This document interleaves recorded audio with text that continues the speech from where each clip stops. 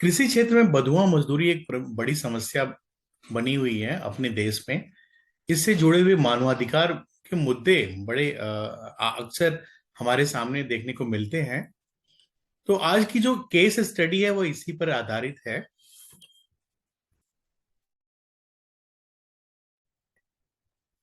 कृषि क्षेत्र में बंधुआ मजदूरी की समस्या, उससे संबंधित मानवाधिकार के मुद्दे और संवैधानिक उपबंध। तो आइए देखते हैं केस स्टडी है क्या, इसको पढ़ते हैं। और मैंने बताया भी था कि केस स्टडी में आपको अंडरलाइन भी करते चलना है ताकि आप लिखते समय उन चीजों पर ध्यान रखें। केस स्टडी में पढ़ रहा हूं, ध्यान से सुनिए। हाल ही में आपकी तैनाती एक कृषि प्रधान जिले में जिलाधिकारी के रूप में की गई है, जो पिछले एक दशक से कृषि में सबसे अच्छा प्रदर्शन करने वाले इलाकों में से यानी डिस्ट्रिक्ट्स में से एक रहा है। अपने एक दौरे के दौरान, किसी क्षेत्र के दौरे के दौरान आप पाते हैं कि जमींदार, स्थानीय जो बड़े जमींदार हैं, जो सामाजिक, राजनीतिक और आर्थिक रूप से दबंग हैं, वो घरेलू नौकरों और कृषि श्रमिकों को जबरन काम पे रखे गए हैं। जबरन का मतलब बॉन्डेड लेबर की बात हो गई यहीं पे। ये कृषि श्रमिक उनसे अनौपचारिक रूप से बंधे हुए हैं, मतलब कोई एग्रीमेंट नहीं है, कोई कॉन्ट्रैक्ट नहीं है, बस उनको उठा के काम पे रख लिया गया है। और ये मजदूर कई पीढ़ियों से वहां काम कर रहे हैं और बदले में इन श्रमिकों को कुछ मामूली पैसा, रहने के लिए घर, रहने के लिए छत, आश्रय मतलब कहीं भी वो रह सकते हैं, और भोजन जैसी मामूली बुनियादी सुविधाएं प्रदान की जाती हैं। हालांकि इस पूरी प्रक्रिया में आप मानवाधिकार का उल्लंघन महसूस करते हैं। इस मामले के आलोक में निम्नलिखित प्रश्नों के उत्तर दीजिए। मामले में शामिल हितधारकों, उनके हितों और नैतिक मुद्दों की पहचान करें।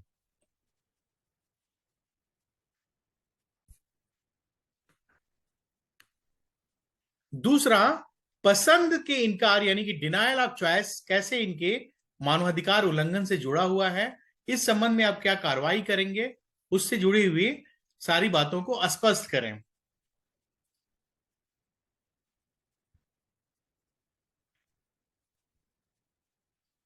तो आपका अप्रोच क्या हो गया?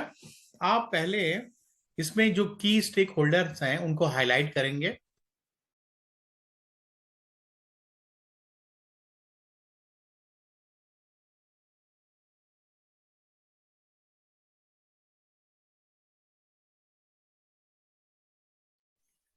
और फिर उनके जो इंटरेस्ट हैं, एथिकल इश्यूज हैं इस केस स्टडी के से रिलेटेड, उन पर चर्चा करेंगे। फिर आप बात करेंगे कि कैसे डिनायल ऑफ चॉइस जो है मानवाधिकार का उल्लंघन करता है। डिनायल ऑफ चॉइस की बात की जा रही है, डिनायल ऑफ चॉइस, इसी पर ये सारा क्वेश्चन आधारित है। और फिर जो एथिकल डायलमाज है, इसमें आप एक आईएएस अधिकारी हैं तो आपके सामने कुछ दुविधा की स्थिति भी उत्पन्न होगी ना। क्या दुविधा की स्थिति उत्पन्न होगी, मैं इस लेक्चर में बताऊंगा। और उस दुविधा की स्थिति को देखते हुए आप क्या कदम उठाएंगे इस समस्या के निदान के लिए, क्योंकि आप एक जिलाधिकारी हैं वहां के, आप आईएएस अधिकारी हैं, तो आपका कर्तव्य है कि किसी भी तरह से कानून का उल्लंघन न हो। डिनायल ऑफ चॉइस का क्या मतलब है, पहले मैं आपको यहां स्पष्ट कर दूं।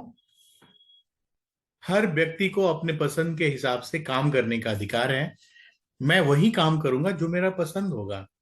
जिस काम के लिए मेरी इच्छा नहीं होगी, उसके लिए कोई जबरदस्ती मेरे पर दबाव डाले, मेरे साथ हिंसा करे और मेरे साथ गैर कानूनी कदम उठाए, वो मेरे मानवाधिकारों का, मेरे ह्यूमन राइट्स का उल्लंघन होगा। इसे ही कहते हैं डिनायल ऑफ चॉइस। तो पहला पैरा आपका क्या होगा? दिया गया मामला पसंद के आधार पर काम करने के बुनियादी मानव अधिकार और आजीविका के मौलिक अधिकार का उल्लंघन करने वाले अनौपचारिक रोजगार व्यवस्था को दर्शाता है। पहला तो पसंद के आधार की बात मैंने कर दिया, डिनायल ऑफ चॉइस की बात किया। दूसरा, आजीविका के मौलिक अधिकार का उल्लंघन करने वाले अनौपचारिक रोजगार व्यवस्था। जो अनौपचारिक रोजगार व्यवस्था, एक तो औपचारिक सिस्टम है, फॉर्मल एम्प्लॉयमेंट सिस्टम है कि लोग कॉन्ट्रैक्ट करते हैं, समझौता करते हैं कि देखिए आप इतना काम करेंगे, बदले में मैं आपको इतना पैसा दूंगा, ये सहूलियतें दूंगा और ये इन परिस्थितियों में आपको काम करना होगा। जो विपरीत परिस्थितियां होंगी इसमें आप कहेंगे कि हम नहीं कर सकते, ये विपरीत परिस्थितियां मैं नहीं कर सकता, तो आप ये एग्रीमेंट करके फिर उस पर काम करते हैं। लेकिन ये तो अनौपचारिक रोजगार व्यवस्था है, इसमें तो किसी तरह की बातचीत हुई नहीं। हमने उठाया और कहा कि आप काम करिए, बदले में आपको हम सुबह शाम का खाना देंगे, कहीं रहने के लिए एक जगह दे देंगे बस, और बदले में आपको 10-5 रुपए देते रहेंगे कि आप जाइए अपनी छोटी मोटी चीजें, जरूरतों को पूरा करिए। तो ये इस फर्स्ट पैरा आपका ये होगा। अब भाग क की बात करें, फर्स्ट पार्ट की बात करें, इसमें बताना है कि क्या स्टेक होल्डर्स हैं, उनके हित क्या हैं और संबंधित नैतिक मुद्दे क्या हैं।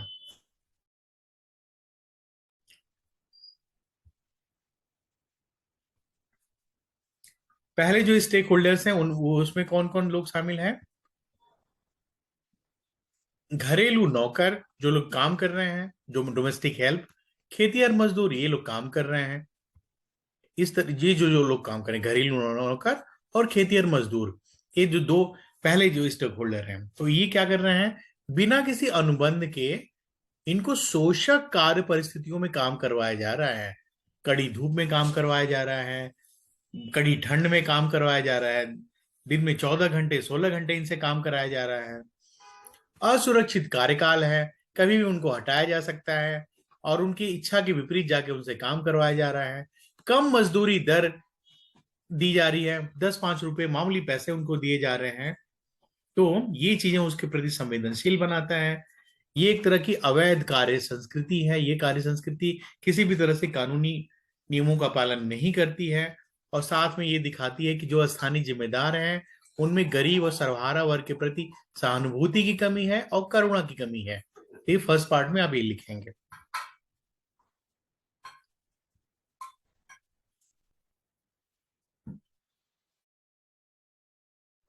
दूसरा है जमींदार।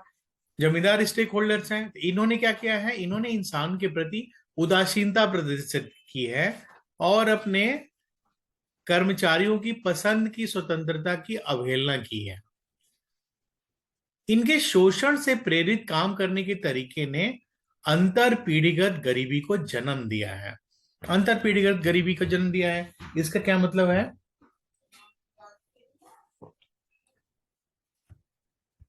इसका सीधा सा मतलब है कि अगर मान लीजिए किसी दादा पर दादा ने मामूली 50-100 रुपए आपसे उधार ले लिए, आप एक मनी लेंडर हैं, जमींदार हैं, और चूंकि गरीब परिवार है तो हम उसका भुगतान नहीं कर पाए। तो पहले तो हमारे दादाजी पूरी जिंदगी आपकी सेवा किए, दादाजी के बाद पिताजी पूरी जिंदगी बधुआ मजदूर के रूप में आपकी सेवा करें, और फिर मैं कर रहा हूं सेवा। तो फिर ये क्या हो गई, इंटर जनरेशनल पॉवर्टी को जन्म दिया। जब मैं बधुआ मजदूर के रूप में काम करूंगा तो फिर मेरे जो बच्चे, मेरा परिवार, वो भी फिर इसी गरीबी के कुचक्र में फंसते जाएंगे, और ये गरीबी जो है पूरी तरह से मेरे पूरे पूरे परिवार में गरीबी को जन्म देगी, और फिर ये देश की आर्थिक तरक्की में भी एक बड़ी बाधक होगी। पहला पहला तो गरीबी हो गया, और दूसरा ये डिग्निटी ऑफ लेबर के विरुद्ध है। डिग्निटी ऑफ लेबर, आप किसी को भी बधुआ मजदूर नहीं बना सकते, आप किसी की भी श्रम श्रम की गरिमा का उल्लंघन नहीं कर सकते। हर व्यक्ति की मेहनत की एक डिग्निटी है, एक गरिमा है। तो ये सारी चीजें आप सेकेंड पार्ट में लिखेंगे। तीसरा, राज्य। राज्य का मतलब स्टेट। स्टेट का मतलब जो कॉन्स्टिट्यूशन से संचालित देश है ना, उस सिस्टम की बात की जा रही है, सिस्टम की बात की जा रही है, तंत्र की बात की जा रही है।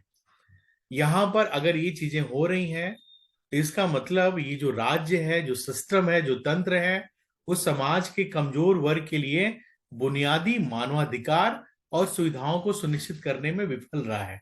तो तीसरा स्टेक होल्डर क्या है, स्टेट। तो स्टेट क्या है, विफल हो गया। क्यों विफल हो गया? उसी स्टेट में अगर ये सब चीजें हो रही हैं, बधुआ मजदूरी की घटनाएं हो रही हैं, तो वो स्टेट एक विफल स्टेट माना जाएगा, फेल स्टेट माना जाएगा। और इसके अलावा ये वहां के प्रशासनिक अधिकारियों में इच्छा शक्ति की कमी को दर्शाता है। कई बार जो बड़े अधिकारी हैं देखते हैं चीजें हो रही हैं तो फिर अवॉइड करते हैं, अरे छोड़ो हटाओ, कौन इनसे पंगा ले, कौन इनसे झगड़ा ले, ये स्थानीय दबंग हैं और बाद में दिक्कतें पैदा कर सकते हैं। इनके साथ एक बहुत बड़ी लॉबी जुड़ी हुई है, एक बड़ी पूरा जाति इनके साथ जुड़ा हुआ, पूरा गांव जुड़ा हुआ है, ये दिक्कत पैदा कर सकता है। तो मैं अधिकारी हूं उसके बाद भी नजरअंदाज करके मैं हट जा रहा हूं, यानी ये मेरी इच्छा शक्ति में कमी को दर्शाता है और ये मेरे साहस की कमी को दर्शाता है। तो राज्य में कौन कौन आ गया? राज्य में सिस्टम आ गया, जिला प्रशासन आ गया। तो ये दोनों जो अपने कर्तव्य से विमुख हो रहे हैं उसके बारे में आप तीसरे स्टेक होल्डर के बारे में लिखेंगे। तो आपका फर्स्ट पार्ट हो गया। और सेकेंड पार्ट क्या कह रहा है? जो डिनायल ऑफ चॉइस है ये क्या है? वायलेशन ऑफ ह्यूमन राइट, मानवाधिकारों का उल्लंघन है, डिनायल ऑफ चॉइस। तो इसको आप कैसे लिखेंगे?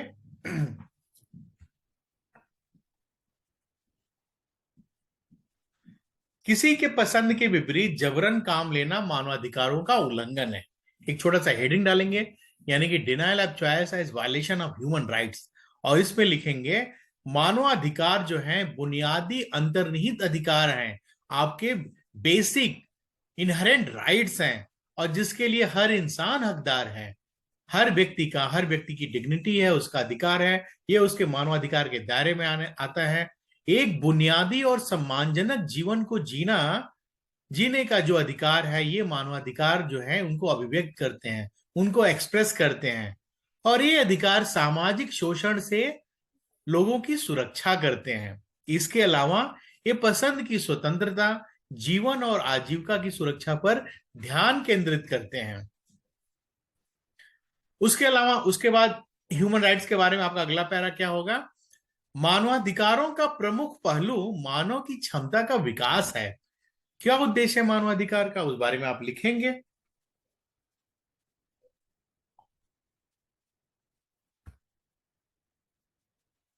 तो मानव क्षमता का विकास क्यों हो? ताकि वो अपनी प्रगति कर सके। तो इस उदाहरण में जो शोषणकारी तंत्र है और पीढ़ीगत रूप से जो बंधुआ मजदूरी है, उन मजदूरों पर, उन श्रमिकों पर थोपी गई है, और अगर ये थोपी जाती है तो मानवाधिकारों का उल्लंघन है। इसके अलावा कहीं और अगर उनके लिए बेहतर काम मिल रहा है तो उनको नहीं जाने दिया जा रहा है, उनको उनको बंधुआ मजदूर के रूप में रखा गया है, तो इस विकल्प से उनको वंचित किया जा रहा है। तो ये उनकी मानवाधिकारों का खुल्लम खुल्ला उल्लंघन है। इसके अलावा ये उनकी भावी पीढ़ियों के लिए तर्क संगत रूप से चयन करने की उनकी क्षमता के विकास को भी रोकता है। ये उनके अधिक शोषण और भविष्य में मानवाधिकारों से वंचित करने के लिए अधिक संवेदनशील बनाता है। तो ये चीजें मानवाधिकार के प्रमुख पॉइंट्स हुए। और फिर आप लिखेंगे कि यह उनकी वर्तमान परिस्थितियों में भी देखा जाता है। क्या देखा जाता है? पहला, यहां कम वेतन दिया जा रहा है, तो अनौपचारिक कम वेतन वाला रोजगार है। अनौपचारिक का मतलब कोई कॉन्ट्रैक्ट साइन नहीं हुआ है, कोई आपस में बातचीत नहीं हुई, कोई समझौता नहीं हुआ है। तो ये अनौपचारिक कम वेतन वाला जो रोजगार है, जीवन के अधिकार का सीधा साधा उल्लंघन है। आपका संविधान जीवन के अधिकार की बात करता है, तो आप इसमें संवैधानिक बंधों की बात करेंगे, मतलब ये जो काम है वो जीवन के अधिकार का उल्लंघन है। इसके अलावा कामगारों को उचित रोजगार और उनकी कई पीढ़ियों को वेतन से वंचित कर दिया गया है। आप सोचिए, वेतन ही नहीं दिया जा रहा, 10-5 रुपए देकर उनको उनको उनसे छुटकारा पाया जा रहा है। तो वेतन से वंचित करना एक गुलामी की तरह है, दासता की तरह है। तो इससे क्या होता है? श्रम की गरिमा यानी कि डिग्निटी ऑफ लेबर एक कम होती है। हर व्यक्ति की मेहनत की कीमत है, हर व्यक्ति की मेहनत को सम्मानजनक दृष्टि से देखा जाना चाहिए। तो ये उसका उल्लंघन है। या दूसरा पॉइंट लिखेंगे, फिर लिखेंगे आप, किसी के पसंद के विपरीत जबरदस्ती काम करवाना स्वतंत्रता का सीधा उल्लंघन है। ये भी आपका संवैधानिक उपबंध है जो कि स्वतंत्रता का अधिकार की बात करता है। बेहतर मानवाधिकारों के लिए आप उनके पास स्वतंत्रता और बेहतर जीवन दशा होनी ही चाहिए। ये सारे पॉइंट्स आप लिखेंगे।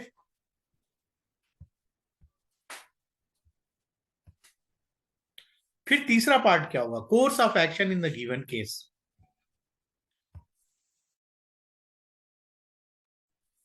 इस मामले में आप क्या कदम उठाएंगे? इस समस्या से निपटने के लिए, आपने इस मामले को देखा, इस मामले से निपटने के लिए आप क्या कदम उठाएंगे? कानूनी कार्रवाई तुरंत की जाए। जो दिया गया मामला है वो समग्र कानून व्यवस्था के लिए, स्थिति के लिए जिम्मेदार एक अधिकारी के रूप में, और विशेष रूप से ये देखने के लिए क्या जिले में मानवाधिकारों का उल्लंघन होता है कि नहीं, मैं सबसे पहले ये सुनिश्चित करूंगा कि जो भी कानूनी कार्रवाई आवश्यक है वो तुरंत की जाए। चूंकि मैं यहाँ का जिला अधिकारी हूँ, मैं एक आईएएस अधिकारी हूँ, तो मेरे ऊपर जिम्मेदारी है कि मैं यहाँ की कानून और व्यवस्था का ध्यान रखूं। ये सारी चीजें कानून और व्यवस्था के उल्लंघन का मामला है। न केवल कानून और व्यवस्था के उल्लंघन का मामला है, बल्कि ये मानवाधिकारों के उल्लंघन का मामला है। तो फिर मैं क्या करूंगा, मैं सुनिश्चित करूंगा इन दोनों जो वायलेशन हो रहे हैं, लॉ एंड ऑर्डर का वायलेशन और ह्यूमन राइट्स का वायलेशन, इससे रिलेटेड जो भी कानूनी कार्रवाई जरूरी है, कानून के दायरे में जो भी जरूरी है, मैं वो कदम उठाऊं और कानूनी कदम उठाऊं। यदि यहाँ की गतिविधियां कानून में परिभाषित बंधुआ मजदूरी का एक रूप नहीं है, तो कानूनी मसला नहीं बनता है। अब ये भी एक समस्या है। समस्या ये है, कई बार डर की वजह से वो श्रमिक कहेंगे कि नहीं भैया, हम तो अपनी इच्छा से हम इनके यहाँ काम कर रहे हैं। तो फिर आप क्या करेंगे? तो ये फिर तब कानूनी मसला नहीं बनता है। तो फिर ऐसी स्थिति में क्या होंगे, यहां पर एक प्रशासक के सामने एथिकल डायलेमा की स्थिति आएगी। तो ये बड़ा ही सीधे देखने में लग रहा है, बड़ा सीधा क्वेश्चन है या बड़ा ट्रिकी क्वेश्चन है, बहुत घुमाया गया है। ये पूरा नहीं लिखेंगे तो आपको नंबर नहीं मिलेंगे। तो इस डायलेमा से आप कैसे निपटेंगे, इसको ध्यान से सुनिए। तो फिर आप एक डिस्ट्रिक्ट मजिस्ट्रेट हैं, तो आप निर्देश दे सकते हैं या निर्देश पारित कर सकते हैं और ये निश्चित कर सकते हैं कि यहां पर मानवाधिकार उल्लंघन हो रहा है या नहीं। तो इसके लिए आप क्या करेंगे?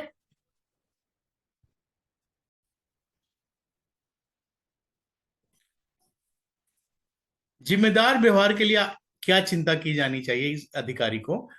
क्योंकि जो लोग स्पष्ट रूप से कानून का उल्लंघन कर रहे हैं वे राजनीतिक रूप से प्रभावशाली हैं, इसकी चिंता नहीं होनी चाहिए। बल्कि ऐसे लोगों से एक अतिरिक्त जिम्मेदार व्यवहार की चिंता।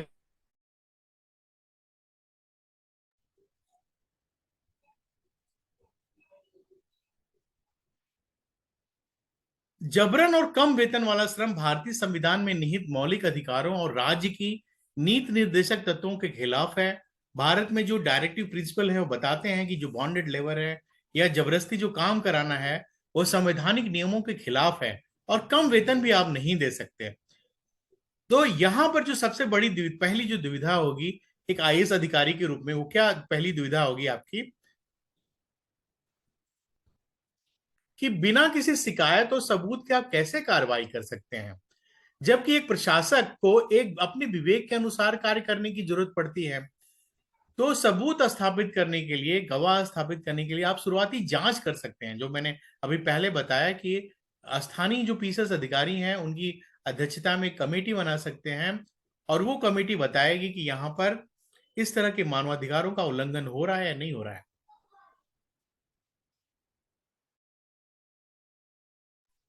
आगे की कार्रवाई जांच के निष्कर्षों के आधार पर तय की जाएगी और यदि यह स्थापित हो जाता है कि यहाँ गैर कानूनी तरीके से जबरन काम करवाया जा रहा है, तो आवश्यक कार्रवाई की जानी चाहिए और संबंधित पक्ष और मजदूरों को आवश्यक सहायता प्रदान की जानी चाहिए। किसी भी मामले में अनुबंधों की अनुपस्थिति एक ऐसा मुद्दा है जिसे हल करने की जरूरत है। मतलब अगर वहां पर लोगों में एक प्रथा चली गई है कि बिना आपस में बातचीत के, बिना कॉन्ट्रैक्ट के, बिना समझौते के जबरदस्ती लोगों से काम करवाया जा रहा है, तो आप उस मामले को खत्म करेंगे और तय करेंगे कि लोगों में आपस में समझौते हों, लोग आपस में बातचीत करके पहले तय कर लें कि किस तरह की परिस्थितियां होंगी, किस तरह के क्लॉज होंगे जिसके हिसाब से वहां पर काम किया जाएगा। और बिना कॉन्ट्रैक्ट के मजदूरों से काम की इजाजत नहीं दी जा सकती। चूंकि आप एक आईएएस अधिकारी हैं और आपने संविधान के सारे नियमों को पढ़ा है जिसके तहत शोषण की इजाजत आपके इलाके में बिल्कुल नहीं दी जा सकती। तो आप वहां की जो भूमि मालिक है उनसे बात करेंगे और कहेंगे कि जो मजदूर काम कर रहे हैं उनके लिए कॉन्ट्रैक्ट, उनके से एक समझौते की बातचीत करिए और तय करिए कि जो मजदूर हैं वो अपनी मर्जी से आपके यहाँ काम कर रहे हैं।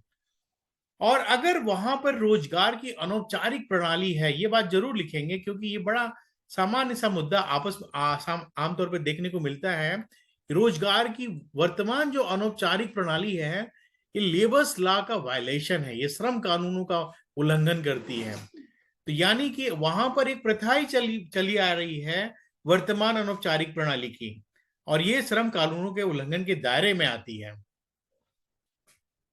आप सुनिश्चित करेंगे कि आगे से वहां पर जो भी लोग काम करें वो पहले से निश्चित करें, आपस में बातचीत करें, ताकि बंधुआ मजदूरी जैसी कोई भी हालात वहां पर बिल्कुल ना पैदा हो। और ये चीजें एक दुविधा की तरफ भी ले जाती है। क्या दुविधा हो जाएगी? अब दुविधा ये हो जाएगी कि इन इलाकों में बेरोजगारी की बड़ी समस्या है, औद्योगिक इंडस्ट्रियल ग्रोथ नहीं हुआ है।